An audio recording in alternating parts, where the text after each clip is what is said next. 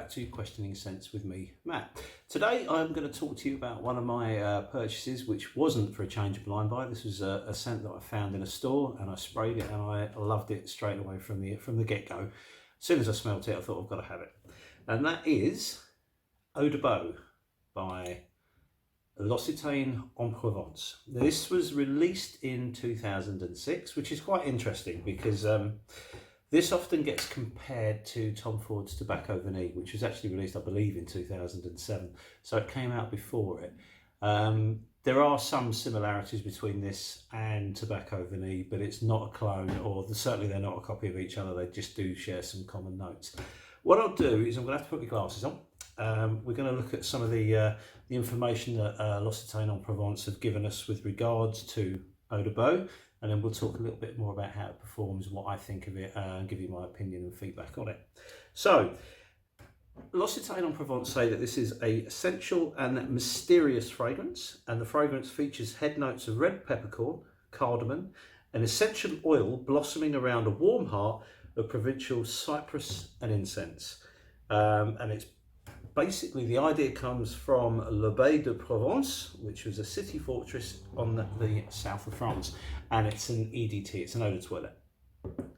Okay, so as I mentioned, it does have a couple of, or some similarities, not a couple, but some similarities to Tom Ford's Tobacco Vanille.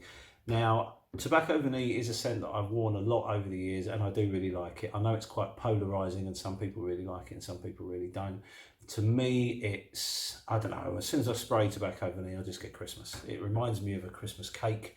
And I don't know, it's just a feel-good scent for me. I really enjoy it. But this is quite different. So what I'll do is, as normal, I'll give it a little spray, and then we'll talk through the notes and the process. Before I do that, though, I would just like to say it is quite similar to Eau de Missions, which is, you know, another one that hit the hype train a couple of years back. This is one of the best vanilla fragrances on the market, and it's also the cheapest fragrance I've bought, that I can't believe is that cheap. Unless, of course, you live in the States, unfortunately, where this costs an absolute fortune, and I don't understand why. So to our American friends, sorry about that. But yeah, I'll talk a little bit more about that as well. So with this, once you've sprayed it, there's a little bit of a boozy opening, which just changes very, very quickly. It's not there for very long at all. And then you get, this is where it really is quite similar to Tom Ford's Tobacco Vanille. I can get why people compare the two, but they both go on very different journeys. I think they're, you know, for the first few moments of opening, then yeah, you think, crikey, this really does smell like Tobacco Vanille. But this has got so much more going on in it. It's I think it's a bit more interesting than Tobacco Vanille. It's, the notes are quite not confusing. That's not doing this justice. They're more interesting for sure. You've got incense in this, and especially you've got nutmeg, which is quite prominent. So you've got tobacco, you've got nutmeg, and you've got incense, and you've got it's either vanilla or tonka. I'm not entirely sure which, but it's warm and it's rich and it's quite deep. And then what it does that I think is really, really clever, as time goes on, it changes. It has like two phases. The second phase, it's much, much woodier. The cypress comes in with the incense more, I suppose, and it becomes a more of a spicy, woody scent. The vanilla starts to fade away from it quite well, and it's a lovely journey. It's a really, really, really nice scent. It is marketed as a masculine scent, but I think it's really, really unisex, and I've got female friends that enjoy this, and when, you know, we have people around and they get a smell of it, I think, oh god, that's lovely. And it does smell amazing on a woman as well. So it's really, really good scent. In terms of performance, it's quite loud to start off with, and then it dries back down onto your skin quite well. So it projects quite softly, I think. After the first hour, yeah, really quite loud, and it's quite noticeable, good sillage, good projection. And then it kind of, it brings itself back into you, and it sits on the skin quite nicely. It's not the longest lasting of fragrances I own, I'll give it that. It's not a bad performer by any means, but I just think I wish it was a little bit more, if you know what I mean. With Tobacco Vanille, when you wear that, it goes on all day. This doesn't. This will drop off. You get a good 6 hours out of it, so it's no slouch. It's not a poorly performing fragrance by any means. It's just, it's not as good as I like it. But then I say that about quite a lot of things. So I think I'm always wanting more than I can get, which is one of the joys of fragrance collecting, I suppose. Because it's sold by L'Occitane, you can try it in store, and I know that they're sort of worldwide, so everywhere you can always get yourself to a store to spray it. It is one that you'll need to try because not everybody is going to love it.